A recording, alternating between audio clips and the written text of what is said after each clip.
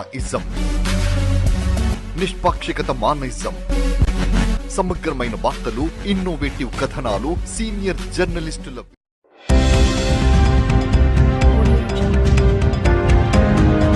పదవీ విరమణ పొందిన అర్చకులకు ₹1,00,000 పదవీ విరమణ నగదును 8 లక్షలకు పెంచడం ఎంతో గొప్ప విషయమని తెలంగాణ అర్చక సమాఖ్య జేఏసీ చైర్మన్ గంగు ఉపేంద్ర శర్మ తెలిపారు.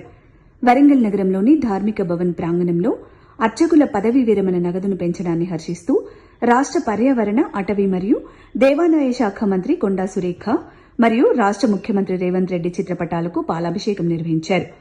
రాష్ట ప్రభుత్వ నిర్ణయంతో తెలంగాణ వ్యాప్తంగా 13,000 దేవాలయాలకు సంబంధించిన అర్చకులకు ఎంతో ఉపయోగపడుతుందని 1996వ సంవత్సరంలో ఏర్పాటైన అర్చక సమాఖ్య ద్వారా అర్చకుల భవిష్యత్తుపై అనేక వినతి పత్రాలు సమర్పించామని, కానీ ఇప్పటి వరకు ఉమ్మడి రాష్టంలో అది సాధ్యపడలేదని, ఎన్నో సంవత్సరాల పోరాటం తర్వాత రాష్ట ప్రభుత్వం చొరవ తీసుకుని అర్చకులకు మేలు చేసే నిర్ణయం తీసుకున్నందుకు కృతజ్ఞతలు తెలుపుతున్నామని గంగు ఉపేంద్ర శర్మ తెలిపారు.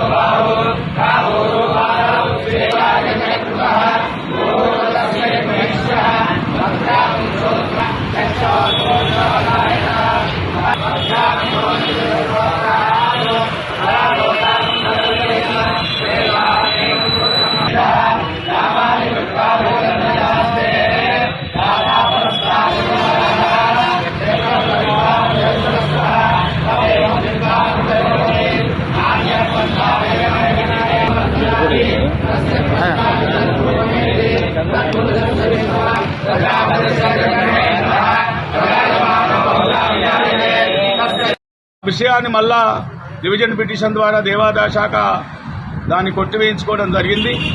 దాని తర్వాత సుప్రీంకోర్టు తీర్పునిస్తూ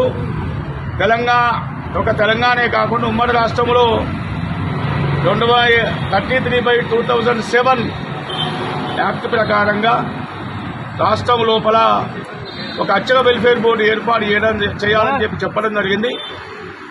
1998 లోపల అప్పుడున్నటువంటి రాష్ట్ర గవర్నర్ శంకర్ దయాళ్ శర్మ గారు తిరుమల తిరుపతి దేవస్థానం లోపల దాన్ని ప్రారంభించడం జరిగింది. దాని తర్వాత సుప్రీంకోర్టు మార్గదర్శకాలకు అనుగుణంగా ఈరోజు తెలంగాణ రాష్ట్రంలో 10 షెడ్యూల్ ప్రకారంగా తెలంగాణ రాష్ట్రంలో కూడా ప్రత్యేక వెల్ఫేర్ బోర్డు, తెలంగాణ అర్చక వెల్ఫేర్ బోర్డు, ఉద్యోగుల వెల్ఫేర్ బోర్డు ఏర్పాటు చేయడం జరిగింది.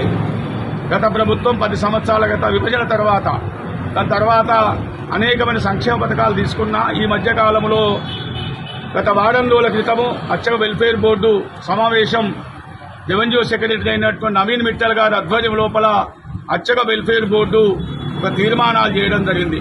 ప్రప్రదంగా అర్చకులకు బెనిఫిట్ అంటే రిటైర్మెంట్ అయితే గతంలో ₹1,00,000 మాత్రమే, 1,02 లక్షలు మాత్రమే ఉండేది. ఇప్పుడు తెలంగాణ నూతన ప్రభుత్వం, కాంగ్రెస్ ప్రభుత్వం రేవంత్ రెడ్డి గారు చొరవ చూపి, అదేవిధంగా కొండా సురేఖ గారు ప్రత్యేకంగా పరంగా వారు నెలకు ఈ రిటైర్మెంట్ అయినటువంటి అర్చకులకు 8 లక్షల రూపాయలు చేయడం జరిగింది. దానికి మేమందరం కూడా హర్షం ప్రకటిస్తూ ప్రత్యేకంగా ఈరోజు రాష్ట్రంలో ఉన్నటువంటి 13,000 దేవాలయాల్లో ఈరోజు ప్రత్యేక పూజలు నిర్వర్తించి అన్ని ఆలయాల్లో ఆగమానుసారంగా అమ్మవారి ఆలయాల్లో కుంకుమార్చన, అదేవిధంగా సీతారామచంద్ర స్వామి దేవస్థానాల లోపల తులసి అర్చనలు, అందులో మంగళవారం ఈరోజు ఆంజనేయ స్వామికి ప్రత్యేక చందన పూజలు, అదేవిధంగా ఆకు పూజలు కూడా నిర్వర్తించడం, శివాలయాల్లో రుద్రాభిషేకాలు నిర్వర్తించడం జరిగింది. కాబట్టి ఈ ప్రభుత్వం అనేక సంక్షేమ ధూపదీప నైవేద్య అర్చకులకు కూడా ఈరోజు వారికి 5 లక్షల రూపాయలు బెనిఫిట్ అయ్యే విధంగా ప్రభుత్వం ప్రకటించింది. అదేవిధంగా చనిపోతే కూడా గతంలో 20,000 రూపాయలు ఇచ్చి 30,000 రూపాయలు చేయడం జరిగింది. ఉపనయనాలకు కూడా 50,000 రూపాయలు చెల్లించడం జరుగుతుంది. అదేవిధంగా అర్చకులు ఇళ్ల నిర్మాణం చేసుకుంటే 5 లక్షలు కనుక లోన్ తీసుకునేదంటే ప్రభుత్వమే ప్రత్యేకంగా దాని వడ్డీ కూడా కట్టడానికి ఏర్పాటు చేయడం జరిగింది.